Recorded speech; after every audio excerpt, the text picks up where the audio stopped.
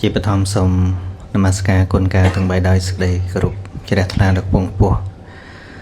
សូមនមស្ការបដិជ្ជគុណព្រះមេគុណនិងមន្ត្រីសង្ឃគ្រប់ឋានានុក្រមទាំងអស់និងនមស្ការព្រះអង្គគ្រូលទ្ធធម្មោជាកំសាន្តទាំងនិងកណាគ្រប់ព្រះអង្គនិងសូមគោរពជម្រាបសួរពុទ្ធបរិស័ទទាំងអស់ដែលមានវត្តមាននៅក្នុងហលប្រជុំនេះក៏ដូចជានមស្ការនិងគោរពចំពោះកណាដែលនឹងពុទ្ធបរិស័ទដែលទស្សនាពីចម្ងាយដាច់ឡាយ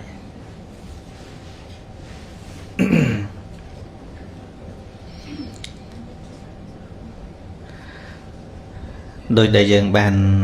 សម្ដាប់នៅព្រះធម្មកថារបស់សម្ដេចព្រះព្រហ្មរតនមុនីដែលបានបើកឱកាសនិងបើកបង្ហាញពីលក្ខណៈពិសេសរបស់មនុស្សដែលអាចមានឱកាសក្នុងការញ៉ាំងកុសលឲ្យកើតឡើងបានជាងសត្វណាទាំងអស់ជាពិសេសគឺសត្វនៅជុំវិញយើងមានសត្វតិរិឆានជាដើមហើយក្នុងឱកាសពេលនេះផងដែរខ្ញុំកាលណាខ្ញុំក៏សូមគោរពដោយសេចក្តីកោតក្រែងចំពោះព្រះមេគុណនិងកណាគ្រប់ព្រះអង្គដែលឡើងមកកាន់អាសនៈពធនេះដើម្បីប្រពនៅកម្មវិធីសន្ទនាដែលជាទូទៅកិច្ចសន្ទនាដែលខ្ញុំប្រកាសណាខ្ញុំទៅគ្រប់ទីកន្លែងហ្នឹងគឺច្រើនតែផ្ដោតទៅលើធម្មៈដែលនៅក្នុងវិស័យរបស់យើងអាចពិសោធន៍បានដើម្បីជាប្រយោជន៍ដល់ការប្រតិបត្តិប្រចាំជីវិតនេះព្រះធម៌មានច្រើនអនេកដែលព្រះបរមគ្រូព្រះអង្គទ្រង់ត្រាស់ដឹងបើទោះជាព្រះអង្គមានបច្ចុប្បន្នច្រើនរយឆ្នាំច្រើនពាន់ឆ្នាំហើយគង់សម្ដែងនៅអ្វីដែលព្រះអង្គបានដឹងនោះក៏នៅតែមិនអស់នៅរឿងឬក៏ធម្មៈដែលព្រះអង្គបានត្រាស់ដឹងដែរ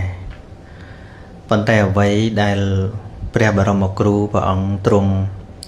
ត្រាស់សម្ដែងក្នុងរយៈកាល45ព្រះវស្សានេះគឺព្រះអង្គបានសម្រិតសម្រាំងយកតែធម៌ណាវិន័យណាដែលមានប្រយោជន៍ដល់កិច្ចប្រតិបត្តិរបស់មនុស្សនិងទេវតាទាំងឡាយដោយគ្រាមួយដែលព្រះអង្គទ្រង់ចាប់ស្លឹកឈើនៅក្រោមដើមឈើមួយហ្នឹងហើយ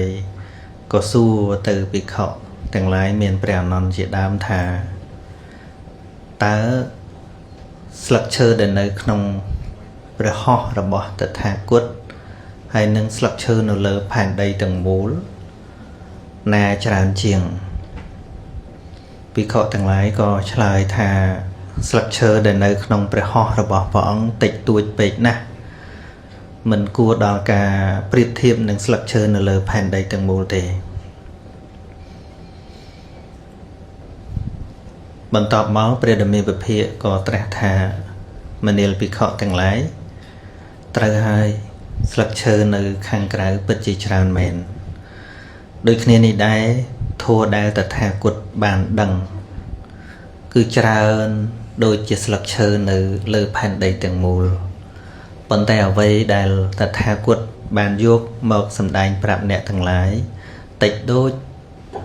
ជាស្លឹកឈើនៅក្នុងព្រះហស្ថរបស់តថាគតដូចគ្នាដែរពីព្រោះថានៅក្នុងធម៌ដែលតថាគតសម្ដែងហ្នឹងគឺមានតែលក្ខណៈម្យ៉ាងគឺមានប្រយោជន៍ឲ្យពិតទៀតពិត ក៏ដោយប៉ុន្តែបើគ្មានប្រយោជន៍សម្រាប់អ្នកស្ដាប់ក៏ព្រះអង្គមិនសម្ដែងមានប្រយោជន៍ហើយមិនពិតក៏ព្រះអង្គមិនសម្ដែងមិនពិតហើយថែមទាំងគ្មានប្រយោជន៍ទៅទៀតរឹតតែអត់សម្ដែងដូច្នេះនៅក្នុងនោះគឺព្រះអង្គជ្រើសរកតែធម៌ណាដែលពិតហើយមានប្រយោជន៍ដែលសមគួរដល់ការសិក្សានិងការចម្រើនបញ្ញាដើម្បីរលាស់ខ្លួនចេញពីសេចក្តីទុក្ខក្នុងជីវិតនេះដូច្នេះហើយទៅពាក្យរបស់ព្រះអង្គដែលសម្ដែងមកដែលមិនទំនោរសម្រាប់ទៅបំពេញចិត្តអ្នកណាឬក៏ថាតម្រូវតាមសម័យកាលណាព្រះអង្គសម្ដែងតែជាសច្ចធម៌ដែលមនុស្សគ្រប់សម័យកាលអាចពិសោធន៍បានអញ្ចឹងបានជាធម៌នឹងនៅតែមានរសជាតិដដែលណាឲ្យតែធម៌ព្រះអង្គមែនទែនកុំឲ្យតែធម៌ដែលយើងជាយកមកបញ្ចូលការគិតរបស់យើងផ្សេងណាចង់និយាយថាធម៌ដើមដែលព្រះអង្គសម្ដែងហ្នឹងគឺគ្រប់សម័យកាលហ្នឹងកាលណាយើងសិក្សាដោយសទ្ធាគឺมันមានកន្លែងណាធ្វើឲ្យយើងទៅតាក់ឬថាស្ដាប់ទៅมันធ្វើឲ្យជ្រះថ្លានោះទេពីព្រោះចេញដោយបតីដ៏បរិសុទ្ធចេញដោយបតីករុណាចេញពីបតីដែលมันមានភាពភ័យខ្លាចអ្វីទាំងអស់នឹងដោយសម្ដែងឃើញតាមហេតុផលជាក់លាក់នៃច្បាប់ធម្មជាតិនឹងអញ្ចឹងខ្ញុំសូមផ្ដើមសេចក្តីប៉ុណ្ណឹង